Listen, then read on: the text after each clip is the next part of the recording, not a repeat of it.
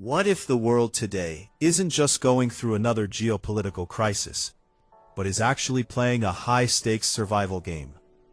That's exactly the chilling comparison made by Simon Wong, the High Commissioner of Singapore, who described the ongoing tensions in West Asia as a geopolitical squid game. And when a seasoned diplomat uses such a dramatic analogy, it's not for effect, it's a warning. In a recent discussion featured on WION World Pulse, Simon Wong didn't just talk about war. He painted a picture of a world where nations are being forced into difficult choices, alliances are being tested, and survival increasingly depends on strategy rather than strength. Now think about that for a moment. In the popular series Squid Game, players are pushed into deadly games where every move matters, trust is fragile, and the consequences of failure are severe. Wong's comparison suggests that global politics is starting to look eerily similar, except this time, the players are entire countries. Right now, the situation in West Asia is more volatile than it has been in years. Ongoing conflicts, proxy wars, and rising tensions between major powers have turned the region into a geopolitical hotspot. Countries are not just reacting, they are calculating every move, anticipating reactions, and preparing for scenarios that could escalate quickly. The involvement of global powers has added another layer of complexity, making it not just a regional issue, but a global concern. And here's where things get even more intense. In this so-called geopolitical squid game, there are no clear winners, only survivors. Smaller nations, much like weaker players in the game, are caught in between powerful forces.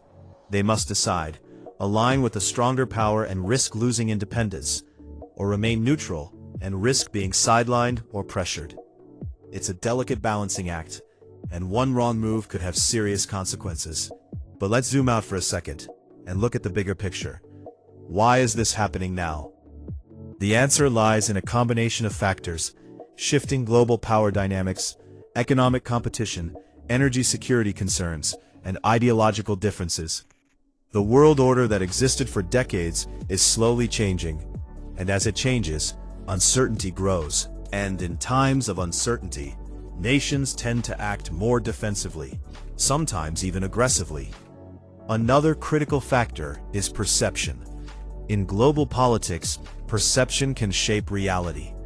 A defensive move by one country can be seen as a threat by another, triggering a chain reaction. This is exactly how conflicts escalate, not always because of direct aggression, but because of misinterpretation and mistrust. And in a high-pressure environment like the current one, even small misunderstandings can have massive consequences. Now, let's talk about what this means for the rest of the world, and for you. Because this isn't just about diplomacy and military strategy. It affects global oil prices, trade routes, stock markets, and economic stability. If tensions escalate further, we could see disruptions in energy supplies, rising inflation, and increased uncertainty in financial markets. In simple terms, decisions made in West Asia could directly impact the cost of living in countries thousands of kilometers away. What makes the situation even more unpredictable is the role of technology and information. Unlike the past, where diplomatic moves took time to unfold, today everything happens in real time. News spreads instantly, social media amplifies reactions, and public pressure can influence government decisions. This creates an environment where leaders are not just responding to each other, but also to global public opinion. And then there's the question everyone is asking: what happens next? There are a few possible scenarios. The best-case scenario is de-escalation, where diplomatic efforts succeed and tensions gradually reduce. This would require cooperation, compromise, and a willingness to prioritize stability over short-term gains. The second scenario is a prolonged stalemate, where tensions remain high but do not escalate into full-scale conflict. This would create a constant state of uncertainty, affecting global markets and international relations. And finally, the most concerning scenario: escalation. If tensions continue to rise and countries respond aggressively, we could see a broader conflict with far-reaching consequences. Simon Wong's Squid Game analogy also highlights another important point. Strategy matters more than ever. In the show, survival isn't just about strength. It's about making the right decisions at the right time. Countries that can navigate this complex environment carefully are more likely to come out stable, while those that miscalculate may face serious challenges. But there's also a deeper message here.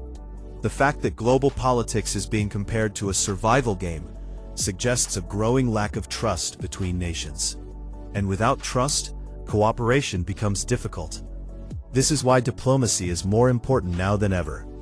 Behind the scenes, there are likely ongoing negotiations, attempts to ease tensions, and efforts to prevent escalation. These may not make headlines, but they play a crucial role in maintaining stability. At the end of the day, we are living in a moment where the global landscape is shifting rapidly. The rules of the game are changing, and not everyone is prepared. Whether this geopolitical Squid Game leads to greater cooperation or deeper conflict depends on the choices made in the coming weeks and months. And that brings us to the most important question. Are we heading towards stability, or are we just at the beginning of a much bigger global shift? Because if Simon Wong is right, then this isn't just a phase. It's a game where the stakes are higher than ever before. So stay informed, stay aware, and most importantly, watch closely. Because in a world like this, the next move could change everything.